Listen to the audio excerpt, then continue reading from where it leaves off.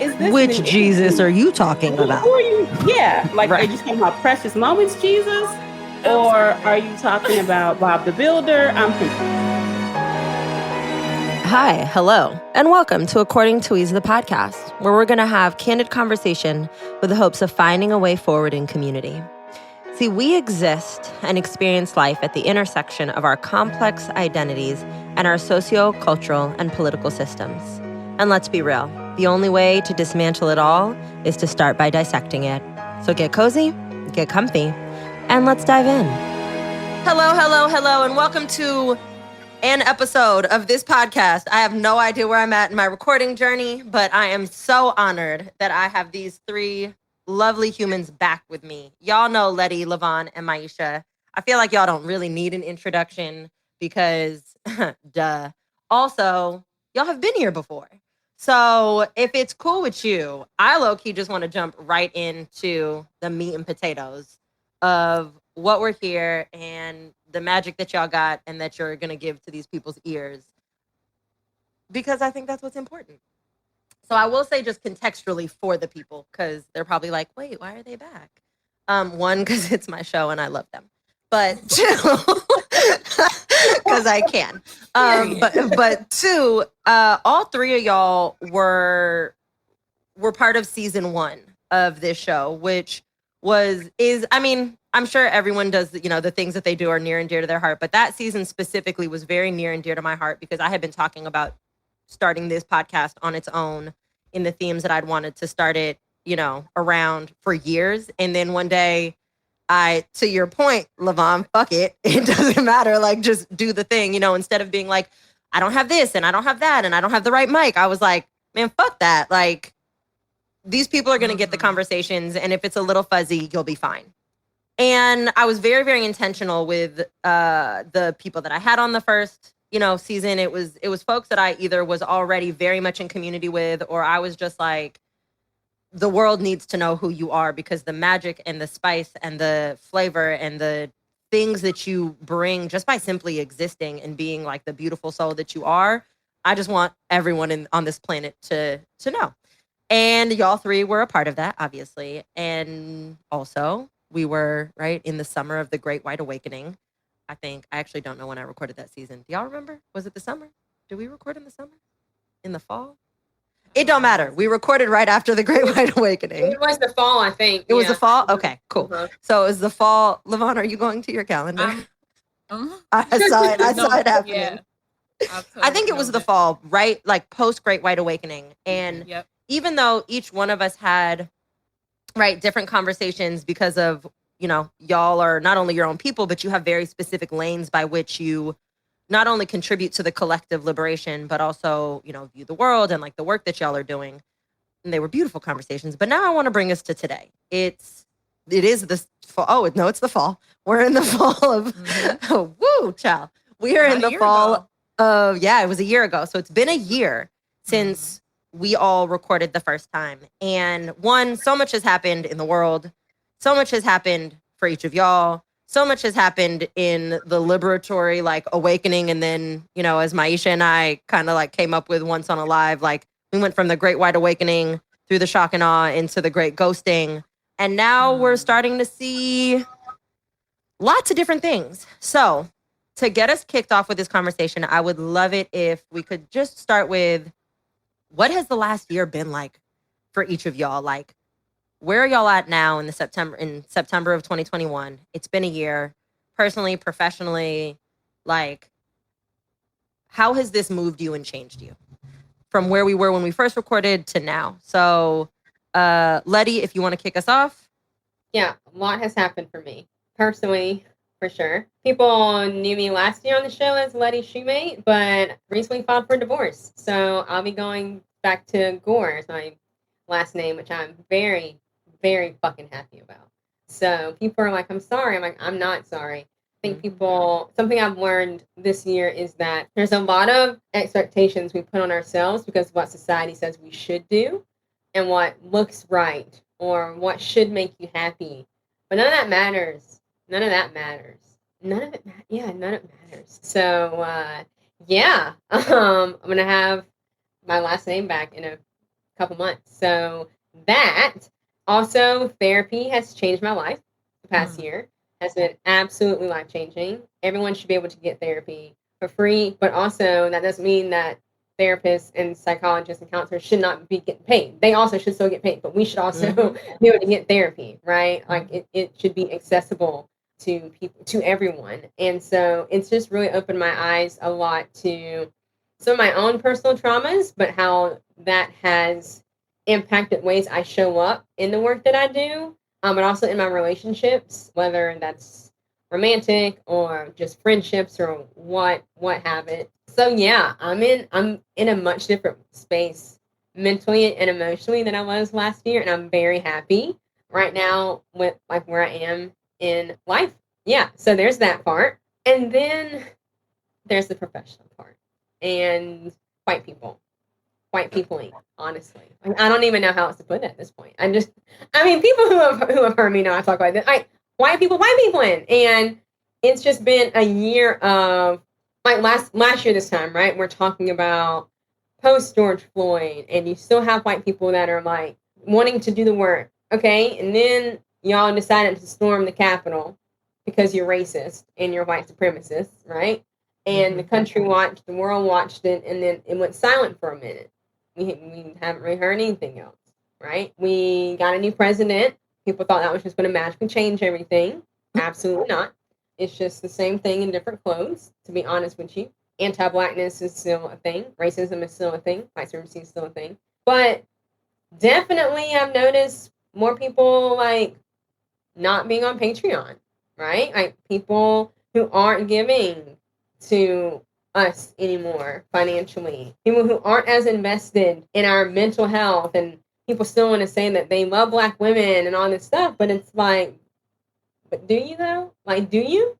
Like, do you? And so, yeah, for me, it's also been me learning how to navigate these spaces as well, because I feel like I grew a ton on social media in such a quick, fast time, right?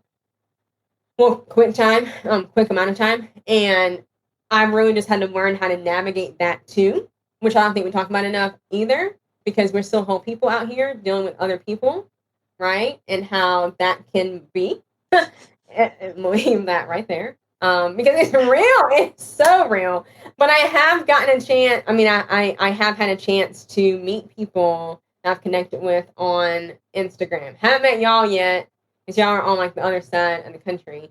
But like I've met like America Hates Us. I met Fred Joseph. I like hung out with them. Met a couple of my patrons. Like it's been pretty dope with that. But I will say,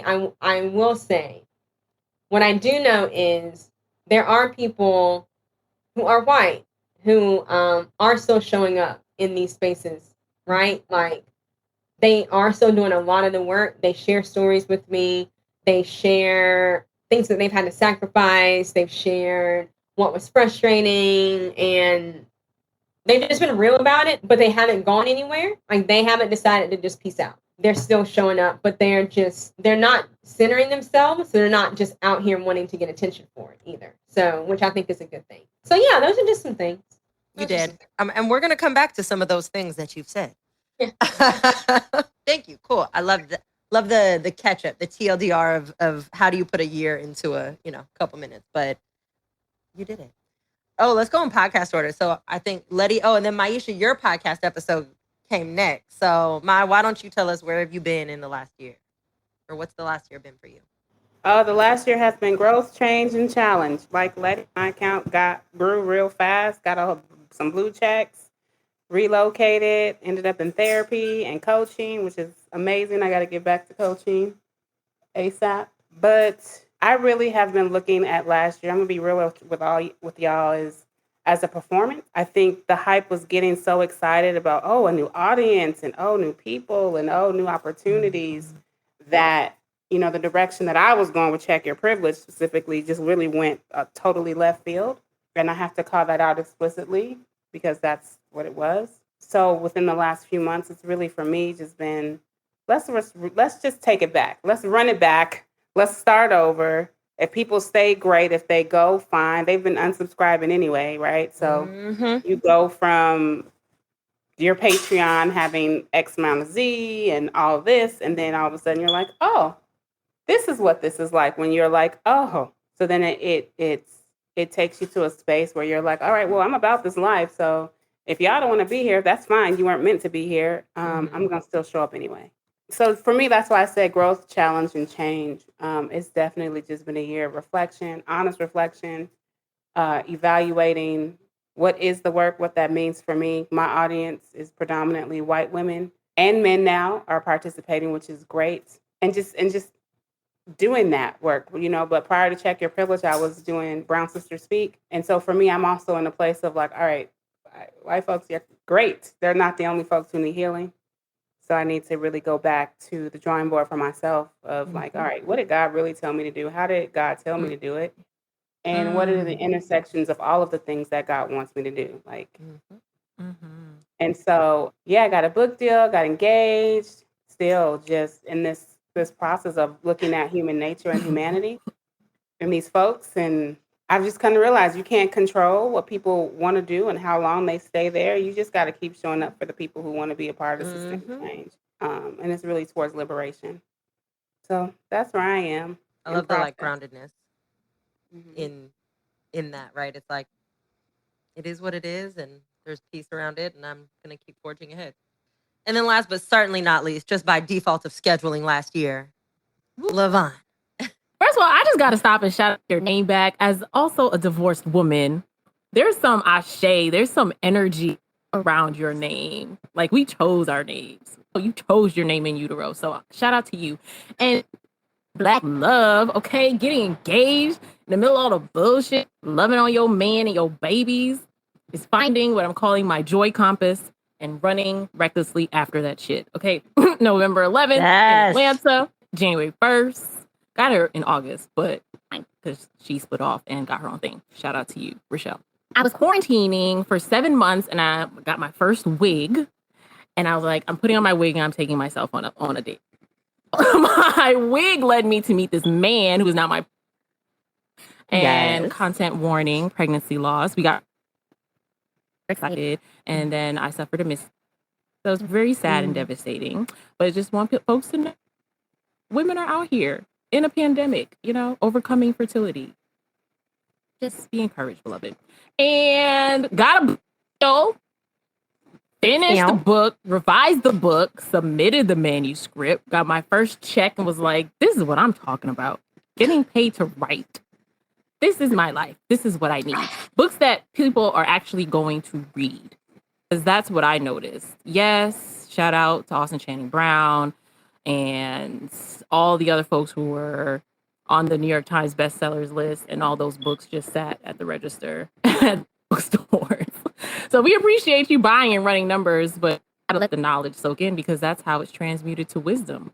So just the okie doke, I didn't fall for the okie doke anymore. I learned that when I heal myself, I heal the collective, and everyone has to do their own individual work, including shadow work and shadow work integration. And thing that I have experienced aside from my birthday where I turned 35 is Hurricane Ida and having to evacuate and just seeing what's happening physically is happening spiritually and socially and politically, is that all of these situations come push through, and when it's all said and done, all we can do is go outside and survey the damage and see debris and what is still standing and what is still strong. And so I have faith into what is remaining, and my faith in myself and my God and my ancestors, and continuing to do the work to heal because that is going to heal the collective. Yes. Liberation of others by way of our own liberation. Yes. I love it.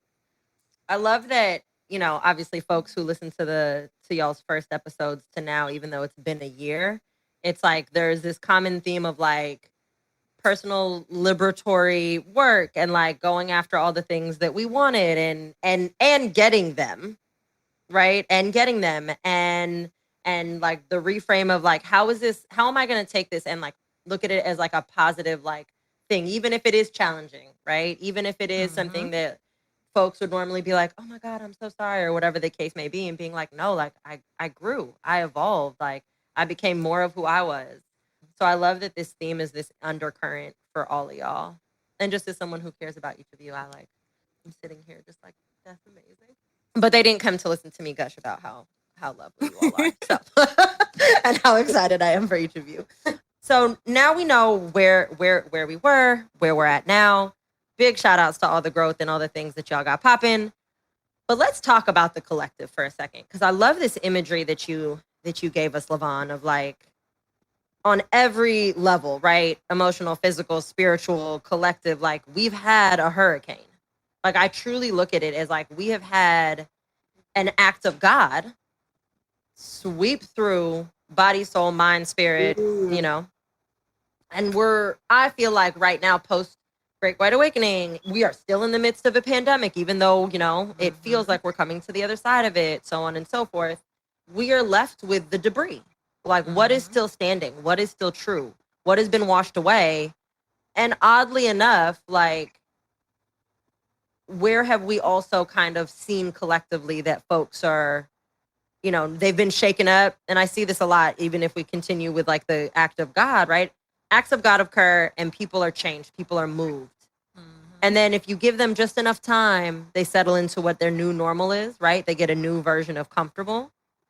And so I know that was like very generic in general, and I did that on purpose, because I would love for each of you to kind of comment, like, what are you seeing in the way that you do work and how you show up in the world and how you're communing with the collective?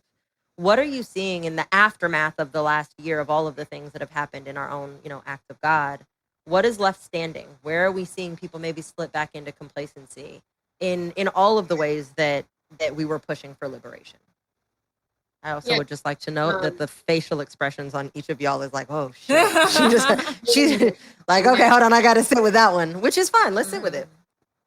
I know one for me is, so I have seen people who decided, oh, and this was really convenient. It was really convenient at the time because people were at home. Some people were at home. You're at home and your stress levels were higher, and so emotions were higher, and all of this stuff. And Black Lives Matter was a trend. It was a trend. It was trending. Like, oh, everyone else is doing it, so I'm gonna do it too. Everyone else is talking about it, so maybe I should talk about it too. I saw this video of a Black man begging for his mother, and that's so sad, and I'm moved by that. Okay, and what? Like, yeah, that happens every day. Literally happens every day. And so that was the thing that I thought last year, but I saw just how easy, and I already knew this, but to see it in action, of course, saw how easy it was for people to slip back into that complacency, because whiteness is whiteness. And this country has always been this country. I will say, historically, it was different. It was a little different than what we've seen before ever in history, for different reasons. People try to compare it, like, you can compare, but like it wasn't the same as like the civil rights movement was not the same. That lasted for literally decades. People didn't get tired after 2 months. People literally died. The same people want to celebrate. Right? Like John Lewis and Stokely Carmichael and all these people. Like, all right, bet. You can celebrate them, but also you actually don't care about them, and you wouldn't have loved them either then. Because y'all trying to kill them too. So, like, what are we talking about here? But I saw people easily being able to go back to that comfortable state of, oh, well, I got to go back to work now. And so I don't have enough room for all of this. Oh, well, I mean, people aren't talking about it anymore, so I'm going to slip back into not giving a fuck. And then asking how January the 6th happens. Right? Like, how are y'all missing that confusion? Like, where's the confusion here? But also with that, there are people that are part of my Patreon community that have been there, that have still stayed, that have shared things with me that they've done. that they've sacrificed, calling out family, cutting off friends, but also dealing with themselves with that and not just sharing it with me to be like, hey, look at what I did. No, like sharing it to be like, hey, this was hard. This was really hard. And I'm like, right, yeah, okay. Right. Okay. Like, right. Because they're racist. They're racist. You can't have both. You can't tell me that you love me and then also say, but they're my friend.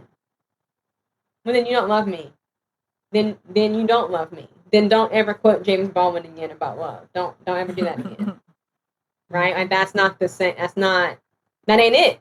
So yeah, that's just one thing, and I'm not sure what like I'm saying is like the thing that I've seen, but those are just some thoughts of mine. Because I've just been wrestling with that lately, and the frustration with it. Like just the frustration and just the sheer ease for people to be able to go back into their everyday lives, and then to get excited because AOC wears a dress that says "tax the rich."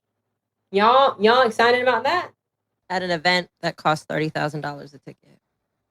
That's literally more than a teacher's salary in like North Carolina. So like you can miss me with all of that, like all of that. And so what are we really doing, right? Because then what happened is people got comfortable because Biden is in there. They think that it's going to fix everything. I'm like, that's where the danger is. That's historically, that's where the danger has always been. Always been. Every single time. That's it. For now. Lyvonne, Myisha.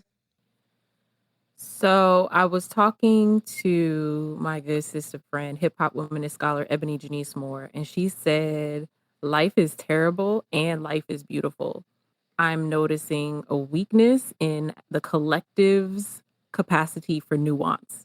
And this is a layered matrix that we are all working through. What is your role in the revolution? I'm interested to have a more nuanced conversation about AOC.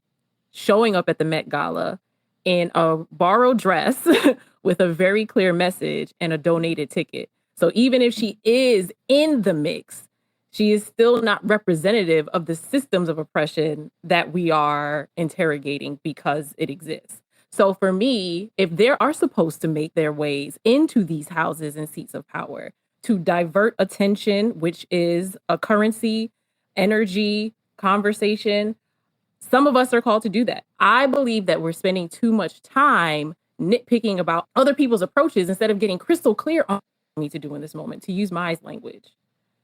Stop being so worried about other people. If energy is currency, you got to invest it wisely. Y'all do have a preacher on this podcast. So for me, I am seeing people frustration as a trauma response lend themselves to more of the protest. And I have told my congregation, if protest was going to change things, we have been doing that for decades. I need you to say, I'm sorry. I need you to say that again, real loud. Right. If protesting was going to change things, it would have happened. How many protests have we been to? During COVID, wearing masks, right? Making ourselves susceptible to an airborne virus talking about Black Lives Matter. Stop saying, I can't breathe. You can breathe. You're here. Ancestor could not, but you can. And so we can have an honor for the beautiful in our life. And I think that's what we need to do, because as an indigenous people who live through the most brutal colonization and colonialism, right? How beautiful is it for you to buy a home, or for you to give birth to a healthy baby, you to start taking your transitional medication, hormones, like in the middle of all this shit. So, because I also think that's why we're not as powerful in certain spaces as could be, because we're doing what we think we're supposed to be doing instead of what we're called to do. And that's why the needle is not shifting. Get purposeful and intentional and stop worrying about what other people are doing. What do you got to do? I love the call to like holding space for multiplicities, right? For multiple things to be true at once. And I want to, before I kick it to you, because I don't want people to lose what was pointed to with nuance. We can be, whether it's celebratory or critical, let's use the AOC example because that's one that got brought up, right? We can be celebratory and or critical and have that like dialogue and discussion rooted in the complexities and nuance if you have done the work to understand and truly like invest in understanding the complexities of that nuance. Mm-hmm. Right? I think that that's an important note because you're spot on. And I don't want people to lose that. Is like, y'all so worried about the how, you're not necessarily having conversations around the why. Mm-hmm. But my call out is also just for listeners is like, that's the importance of nuance. You can't stop at whatever your stance is. She shouldn't have been there in that dress or she should have been there in that dress. Like, take your stance. I mind my business. That's between, you and your opinion. But can you have the conversation, the next level, deeper, nuanced conversation of why you believe that thing, right? I don't care if you're a socialist, a communist, whatever you label yourself and blah, blah, blah. But I think that's the really important note in that point around nuance is we see, and that's why the hashtag activism to me is like, okay, but what's after that? To Lettie's point of like, and then what?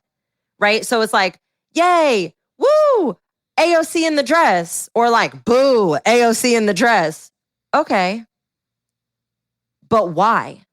What are you pushing up against? What are we creating spaciousness for? If you want to talk about like the approach, cool. Then what are you masterminding in your collective community to expand or to do something different? And that goes back to the like, what are you called to do?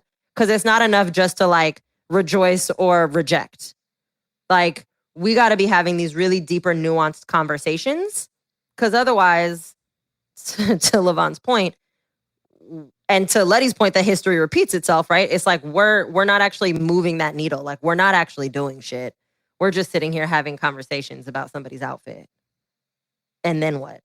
But I think also there's something people miss, and I keep bringing this up into conversation.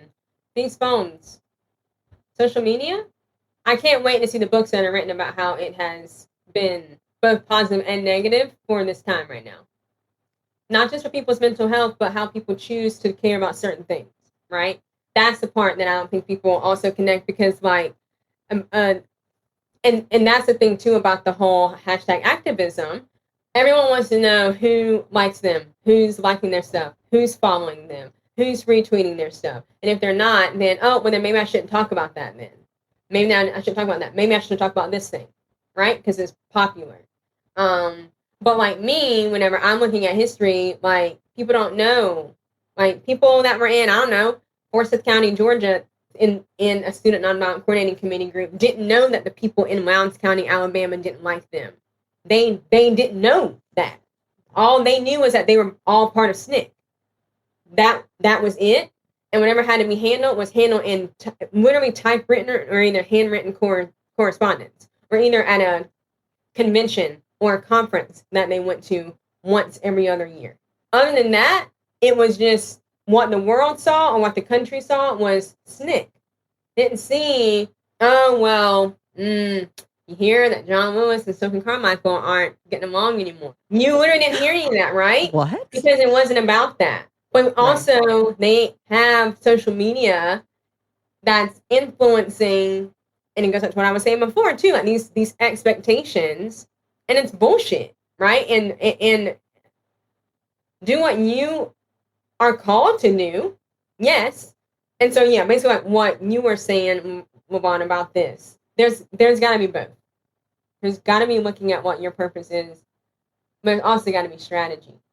Whenever you're 100%, right? Like, and that's a piece that's missing too. And I'm not out here doing all the things. I'm not out here protesting all the time. I'm doing what I can do in my lane. Like, that's what I can do. Yeah. Maybe Weeze, like you are someone. I mean, I'm just saying this. Like, maybe like you are someone who can organize protests, right? Cool. I'm not. I will support. I will donate. I will show up as I can, if I can. But just because I'm not out there doing that doesn't mean that I'm not making a difference in another way, right? Yeah. And I think people have gotten to start understanding that. Like, so I just want to add that in there. That just yes. And that goes to the nuance, right, of the complexity. Mm-hmm. And Lyvonne's point of like, find your role, because we can't all play the same part. Can't everybody be Romeo or Juliet? I don't know why that particularly just came to my brain, but I'm like, because they both die in the end, so that was not great. But you know what I'm saying? But I do think that brings us in Myisha, so I want to bring your voice in here because that brings us to the point that you made of like where you're at a year later of like recommitting, right? And like recalibrating yourself to your calling and like rooting back into the journey. And so, you know, same question, but like in that vein of like the things that these wonderful humans have shared with us so far. Oh man, what I'm seeing, I'm going to start with the collective and then I'll go to myself. It's easy for me to look out first. The infighting, like we've allowed what the old way was, because even though white folks had a great white awakening, we folks as marginalized people, we also had one. But a lot of us didn't see it because we were, again, performing. We got caught up in what that was.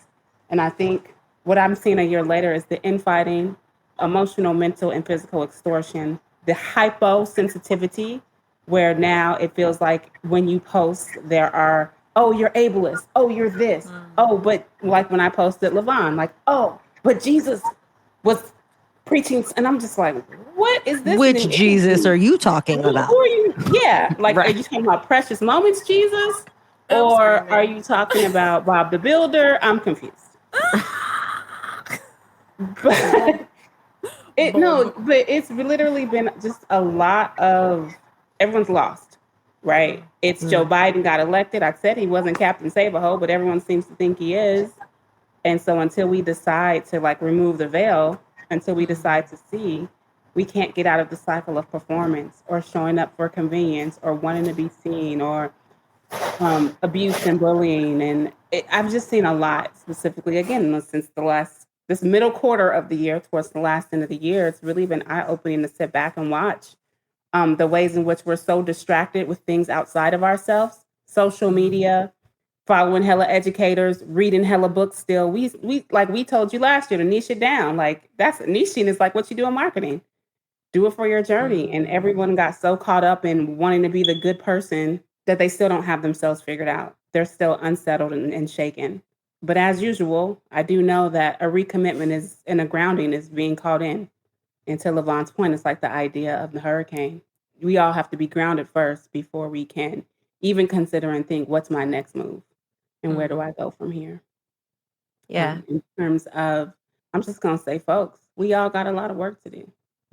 And we keep trying to tear down a system that's functioning the way it's supposed to. And the goal here is liberation and to build something new. And no one will get that if we keep enacting the same behaviors that we were asked to change and shift from a year ago. With that being said, I'm a really big fan of, some people call it a silver lining. I just prefer a hope reframe. Maybe that's just me, but like I always need the hope reframe, right? I think that, you know, people have told me in the past, like, you know, maybe it's naive, but I'm like, whatever, it's what I need to keep making it every single day. So like, leave me be, right? Like it's the tool that I need. So for me, what I consider the hope reframe is twofold. And this is twofold because I look at all of you also as thought leaders, right? In the ways in which y'all do your own work and contribute to liberation.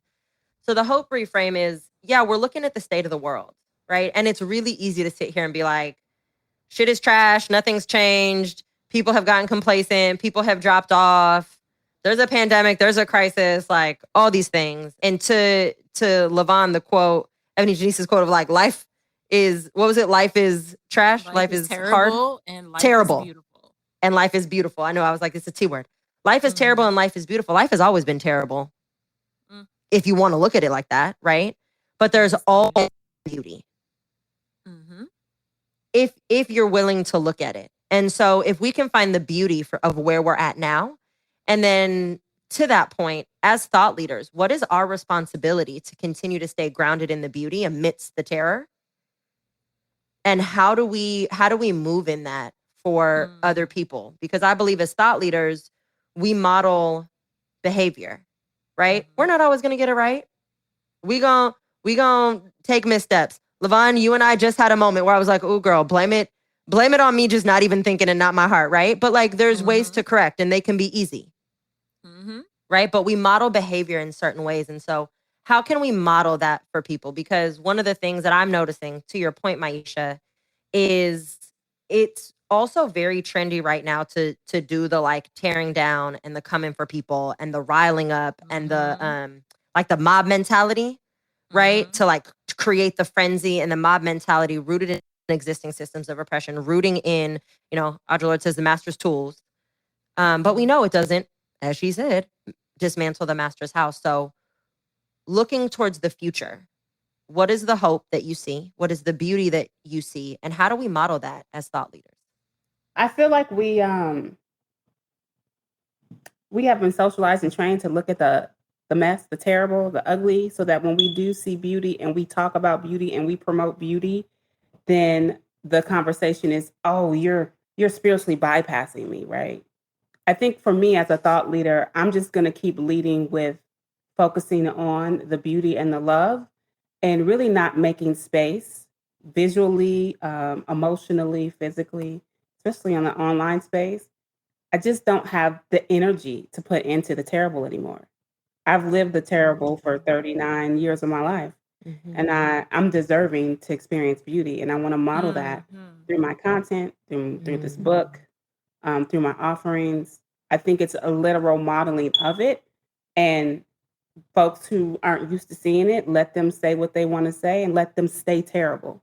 So it's really like the embodiment of the word beautiful and the embodiment of joy and liberation and letting that shine through. And for the folks who want to stay in the matrix and think that it's super spiritual, woo-woo, whatever folks think, because again, we're socialized to only see pain, feel pain, live pain, and think negative all the time. I think I just want to be a living embodiment and physical example of beauty, saying things that are beautiful, writing things that are beautiful, not calling people out publicly, not calling people in publicly. I don't want to be a part of that anymore. And I want to model that. And that's my goal, is really that Bell Hooks quote, like forgiveness and compassion are linked, right? And being a model for that. So using my voice, my platform, and getting a little bit more clear what God wants me to do on this earth to model more beauty and more joy and not pain and terror and trauma. When you brought up the Audre Lorde quotation, it made me, or I captured this image of us going into our toolboxes and our toolkits and taking out all the oppressor's tools, all the internalized oppression, and just like vomiting it into the streets. That's the visual that I have. Because it doesn't matter if we have a Black woman in a Black church or in the White House if she herself is not liberated. And so we have to be mindful of our inner work. When I do get the opportunity to speak, or when I do step foot into the master's house, am I bringing the demolition crew with me, or am I bringing more building blocks? Because there's stuff in us that has been conditioned, right? As much as I am radically inclusive and love Black women and femmes and say things like God loves gay people because God does, right? Sometimes I got to check my elitism. Sometimes I got to check my classism. But I'm not able to do that if I don't first accept that there are some parts of me that still need to be healed. So it doesn't matter how lauded you are, how acclaimed you are, how many followers you have, how many downloads your podcast gets. And we want all that, right? If you yourself are not doing the inner alchemy, doing that work. So for me, when I think of sidereal astrologer Dana Lynn Knuckles, who says liberation starts in the body, and when I think of hoodoo practitioner and podcaster Juju Bay, who says liberation starts in the spirit, I cannot separate body and spirit. What's happening to my body is happening to my spirit. What has happened to Black and brown bodies has been happening to Black and brown spirits.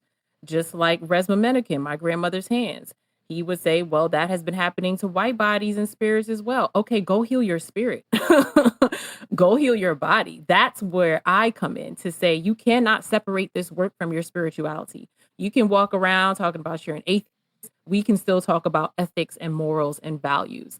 But ultimately, if you get quiet enough, if you get still enough, if you detach from social media for 7 days, there's going to be some ugly, gritty truth that rises to the top. And I pray that you have community a therapist, a coach, a text chat, group chat, some kind of social resource to help you process through that, because it's those moments that we turn away from when we don't want to look at the gore that is hindering our healing. And that's for specifically white people, for what your ancestors have done.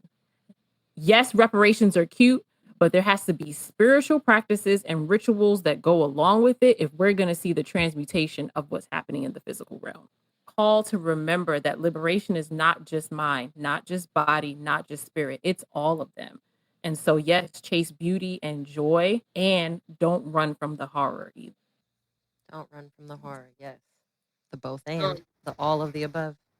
I was going to say Miss yes Lettie. to everything. Yes to everything. Yes to everything.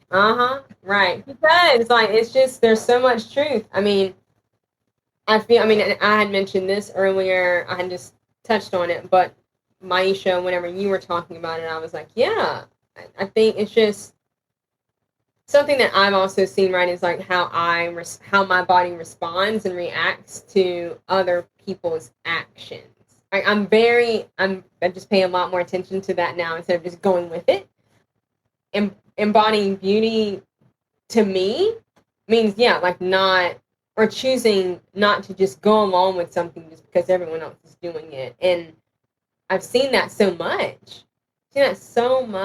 And it's really what's been said the last few minutes. Healing yourself, healing your own spirit, right? And asking yourself, why do you choose to address that person that way? Why do you make that decision to do that? That's some healing that you have to do. It has nothing to do with when they did this or they said that or in social media. It has nothing to do with that. That's on you. Because if it's not this person, it'll be another person. It'll be one of your friends, maybe. It'll be a family. It's just you have to heal yourself. No one else can do that for you. But also, whenever you choose to do something, you got to take accountability for that. You have to take accountability. You can't deflect and try to absolve yourself, right, from that responsibility. So, yeah, but definitely for me, really paying attention to what I want to do, what I choose to do, but really how my body is reacting. And it's something I've learned this year while unpacking childhood traumas that I didn't even know existed. I had no idea they were even there, right? And feeling my body in those moments and learning that as I'm healing, I'm going to respond to things differently than I did last year this time. And that is okay. Matter of fact, it's great. Right? It's great. We are not stagnant. We are dynamic people. And if we are continuing to stay, if you're choosing to stay somewhere, that's on you, boo. I'm going to be over here, though, right? Growing. But also being self-confident enough and loving myself enough to be okay with whatever comes with that. And knowing I don't have to explain anything to anybody. I don't have to explain. I don't have to explain why I don't want to engage with this anymore, why I don't want to do this thing anymore. And so, yeah, I just want to add that little bit because it's been a big part of me really this entire year. So, yeah. Yeah.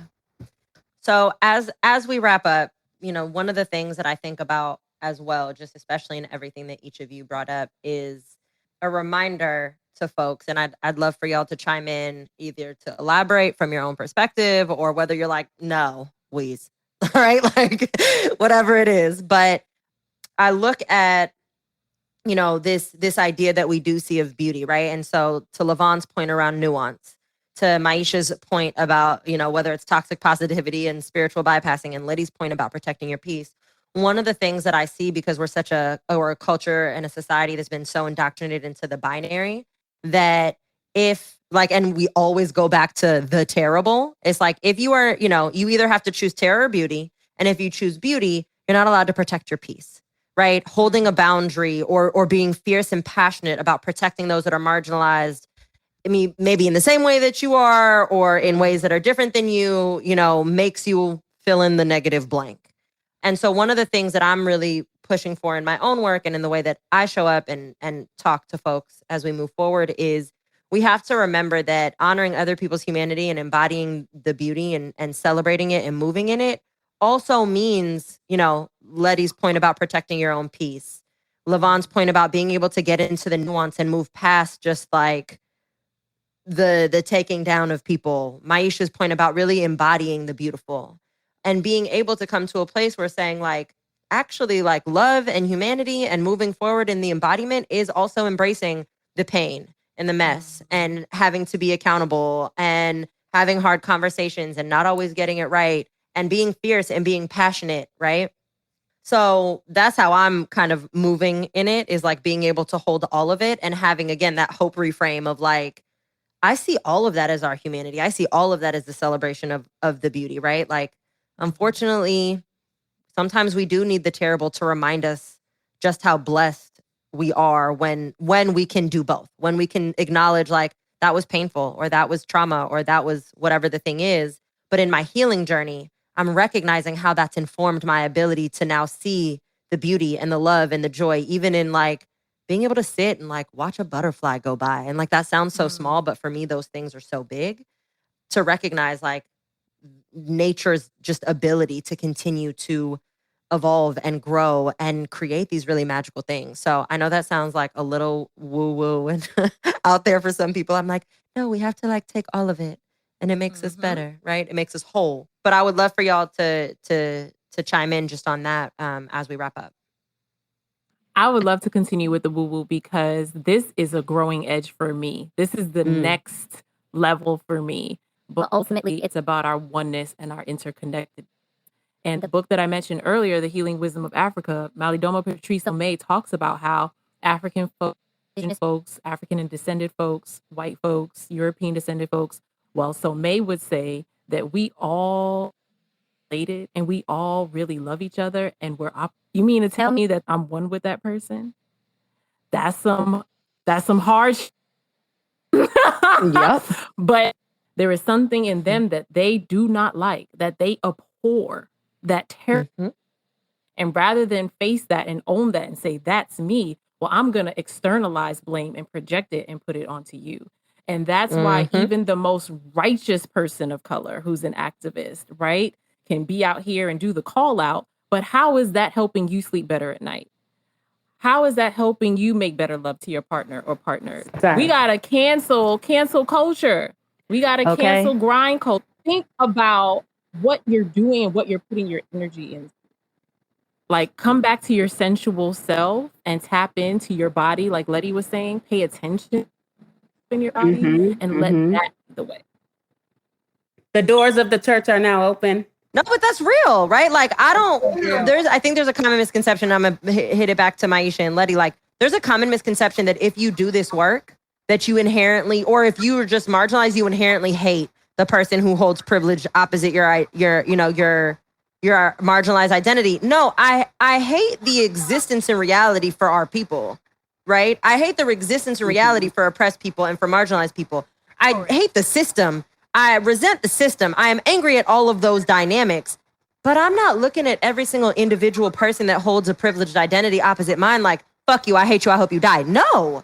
In fact, I love you and I want you to be better. I want you to tap into your own humanity because then you can make space for other people's humanity. Exactly. That's what this is about. I think we all got caught up in, I don't know what that was last year, that we forgot about each other's humanity. Our humanity is tied together, right? And if I'm not free until everybody is free, is that Fannie Lou Hamer? I think Lyvonne hit it on there. We need to cancel culture. We need to honor each other's humanity. We need to let each other be human. We need to, it's not always that white person over there. It could be your trauma wound when you see a white person because of some things you've been socialized to see, believe, and think. And because I grew up the way I grew up in a all-white neighborhood around white folks, they're still human at the end of the day. And that's the binary. We focus on white people, but we don't focus on white people healing, which is focused on the work that I do. Not just white people healing, but all of us need to heal. And Lyvonne and Lettie gave really, really good strategies on what that looks like. Once again, yes to all things, absolutely. Because and I wrote this down, so I'm going to forget. We're going to be talking about the woo-woo stuff, right? That, no, to me, that's the stuff that's tied to my hope, is seeing that stuff. Because, people ask me, and they're like, well, how do you still have hope?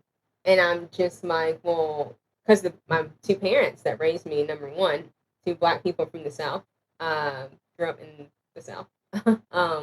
And when I saw their abilities to not just exude kindness, but also, though, to reel that in and be like, listen, this is what I'm not going to deal with. This is what's not okay, right? Seeing, yes, the love and the justice, but what that love actually is not that kumbaya love. It's the love of sacrifice, and what it really means, and that is within yourself too, right? Like to Lyvonne's point, right, about like that inner work. Really, what we've all been saying about this inner work and justice, being justice, yes, and I'm not going to say justice for all. I don't want to say that, but what justice actually needs to be rooted in, right? You talk about racial justice and like social justice. Yes, we talk about those things, and we need to be about those things. But what does that cost? Because it does cost something, and I can't go any podcast episode without quoting James Baldwin. But Baldwin said, right, like the price of like the ticket is very high. And what people don't understand about James Baldwin is he wasn't just talking about white. He was talking about everyone. He's written so much about where he's talking to Black people, right? And people leave that part out whenever it comes to what it costs you. At the end of the day, right? It's what are you doing? Like, what are you doing? Like, what are you feeling? What are you acting on? What are you not acting on? How are you reacting? What are your traumas? What have you not dealt with? No one else can do that but you. And that is going to impact how you choose to show up out here. Liberate others by way of our own liberation. Yeah. Well, that's my ethos, right? I think that's like, we took all the amazing things that all three of you have said, just like for me to the listeners, it's like, this is what we have been talking about since season 1, episode 1, right? And it looks like a lot of different things, and we've had a lot of different amazing people on the show, but ultimately what it comes down to is you got to heal yourself. You got to reconnect to your own humanity. You have to do your own work around, to Lyvonne's point, your spirituality. Like, religion aside, we're not going to play the game of, right, the semantics of religion, your spirituality, your faith. And if you are an atheist, your values, your morals, right? Like the way that you engage with the world, it's time, right? Everyone can sit here and we can keep giving you all the education, but we need to now apply the knowledge. And in order for it to be applicable, you have to do the work on yourself. Deep, uncomfortable, fucking messy work on yourself. But I promise you people will hold you in it. And on that note, because I want to tell all the amazing people how they can find you, but is there anything that each one of you are like, I gotta say this, it's on my spirit, it's the last thing I need to say and leave with the people, it's my final transmission before we wrap up? Or are we feeling good about where we're at? I would say heal yourself so that you can love yourself and be able to recognize everyone's humanity. Yeah, I would say that it's not going to be your purpose and what you're supposed to do is not going to be accepted by everyone, and it's not supposed to be. It's not supposed to be. It's not going to be. Go ahead and lose that idea, because if you hold on to that idea, you're actually not going to do what you're supposed to be doing, and then the world isn't going to see that. I'm a true believer in that, and that's the spirituality stuff with just myself that I've always grown up learning. So yeah, I just wanted to put that last part out there. As someone who often needs some time to warm up to change, I want to tell you to embrace the pivot. Your activism this year may look completely different from last year, and your activism this year might look completely different from the way it looks next year. Embrace the pivot and center your pleasure. As long as it's ethical, you get to decide how this shows up for you. So on that note, if you are not following each of these people, I mean, I'm fairly sure you are, but if you are not, they've got podias and Patreons. They've got learning opportunities. They've got courses. We have books coming. Lyvonne's got a book coming in the fall? Fall? No, spring. October 2022. Okay. For some reason, I had like the fall in my brain. So Lyvonne's got a book. July to October is coming out next year. Myisha, we got a book. July. Listen, just put it in your calendars right now. Start looking, okay? Myisha and Lyvonne both got books coming out. Right. Set the alerts. I'm sure Lettie's got some sort of historical book coming at some point, knowing Lettie. It just hasn't been announced yet.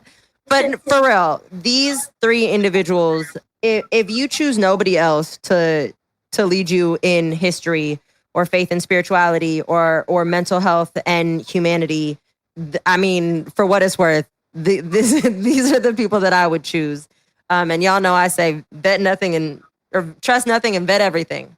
I think that you are such gifts to the world in ways that I can't even begin to express. And so, folks, if you're listening, please follow, invest in them and the work that they are doing. There are tons of opportunities to work with them and learn from them. From my perspective, they're doing it in a way that is holistic and healed and sound, rooted in everyone's humanity. And I think that is truly the way forward. So thank you all for being here. Folks, look in the show notes for all the links and the websites and the Venmos and all the things. And I think that's all I got. Y'all Thank good? you. All right. I appreciate y'all. Until next time. All right. Bye. Bye. All right, y'all, that's all I got. But don't forget your action items. 1, join me on Podia, where you can get access to tons of BTS content, including a very special Wiesnair interview with all of our guests. 2, rate, review, especially a written review, subscribe, like, and share this podcast with all of your peoples. 3, if you aren't already, go peep me on IG, follow me there, and, most importantly, keep coming back. All right, until next time, toodles!